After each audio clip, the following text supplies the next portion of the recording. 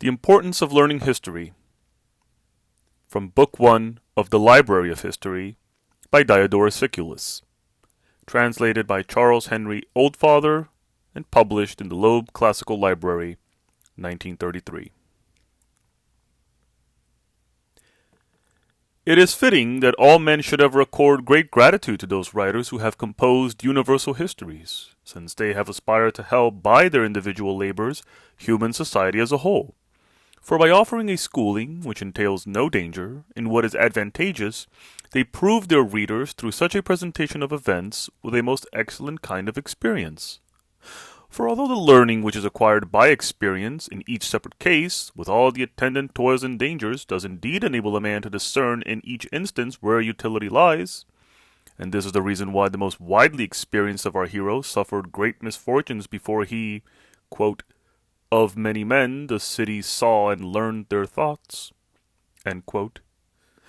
Yet the understanding of the failures and successes of other men, which is acquired by the study of history, affords a schooling that is free from actual experience of ills. Furthermore, it has been the aspiration of these writers to marshal all men, who, although united one to another by their kinship, are yet separated by space and time, into one and the same orderly body. And such historians have therein shown themselves to be, as it were,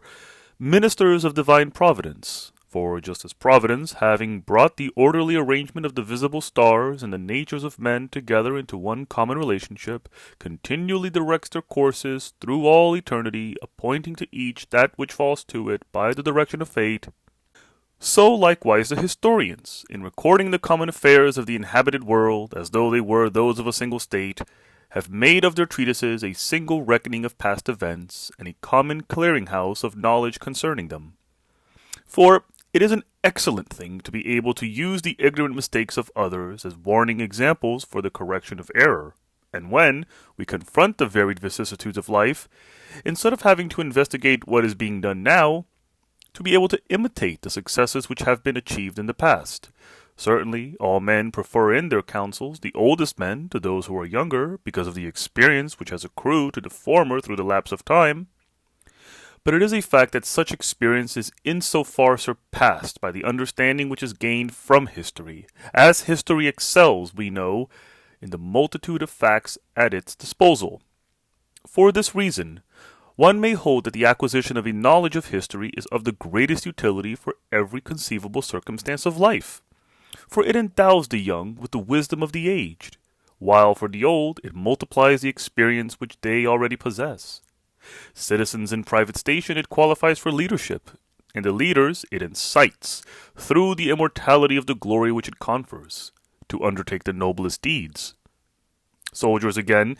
it makes more ready to face dangers in defense of their country, because of the public encomiums which they will receive after death. And wicked men it turns aside from their impulse towards evil, through the everlasting opprobrium to which it will condemn them. In general, then, it is because of that commemoration of goodly deeds which history accords men that some of them have been induced to become the founders of cities, that others have been led to introduce laws which encompass man's social life with security, and that many have aspired to discover new sciences and arts in order to benefit the race of men. And since complete happiness can be attained only through the combination of all these activities,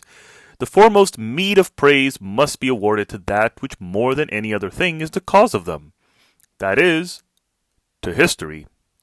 For we must look upon it as constituting the guardian of the high achievements of illustrious men, the witness which testifies to the evil deeds of the wicked, and the benefactor of the entire human race. For if it be true that the myths which are related about Hades, in spite of the fact that their subject matter is fictitious, contribute greatly to fostering piety and justice among men, how much more must we assume that history, the prophetess of truth, she who is, as it were, the mother city of philosophy as a whole, is still more potent to equip men's characters for noble living. For all men, by reason of the frailty of our nature, live but an infinitesimal portion of eternity, and are dead throughout all subsequent time. And while in the case of those who in their lifetime have done nothing worthy of note, everything which has pertained to them in life also perishes when their bodies also die. Yet in the case of those who by their virtue have achieved fame, their deeds are remembered forevermore, since they are heralded abroad by history's voice most divine. Now, it is an excellent thing, methinks, as all men of understanding must agree to receive in exchange for mortal labors and immortal fame. In the case of Heracles, for instance, it is generally agreed that during the whole time which he spent among men, he submitted to great and continuous labors and perils willingly, in order that he might confer benefits upon the race of men, and thereby gain immortality. And likewise in the case of other great and good men. Some have attained to heroic honors, and others to honors equal to the divine. And all have been thought to be worthy of great praise, since history immortalizes their achievements. For whereas all other memorials abide but a brief time, yet the power of history, which extends over the whole inhabited world, possesses in time, which brings ruin upon all things else,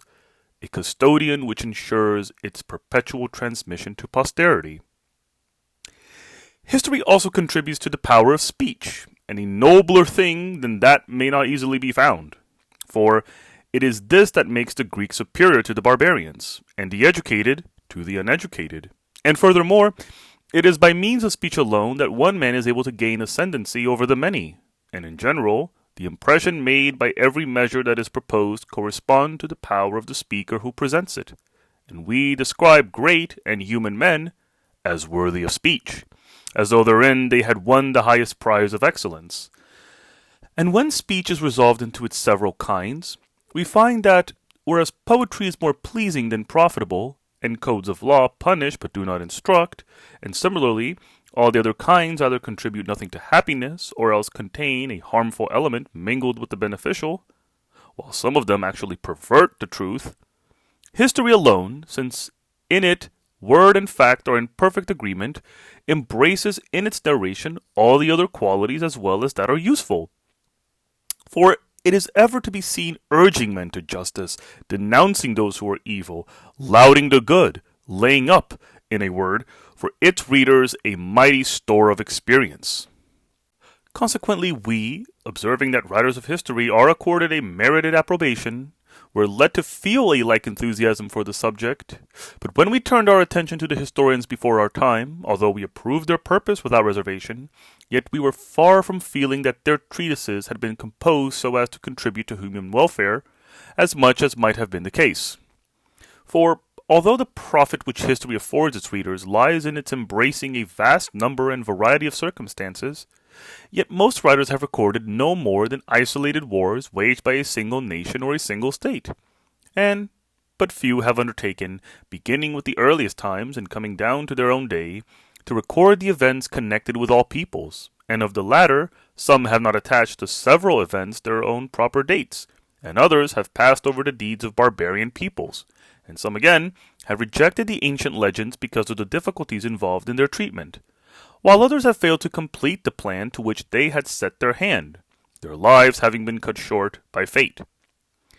And of those who have undertaken this account of all peoples, not one has continued his history beyond the Macedonian period. For while some have closed their accounts with the deeds of Philip,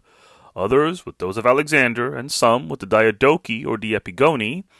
yet, despite the number and importance of the events subsequent to these and extending even to our own lifetime, which have been left neglected, no historian has essayed to treat them with the compass of a single narrative, because of the magnitude of the undertaking. For this reason, since both the dates of the events and the events themselves lie scattered about in numerous treatises and in diverse authors, the knowledge of them becomes difficult for the mind to encompass and for the memory to retain.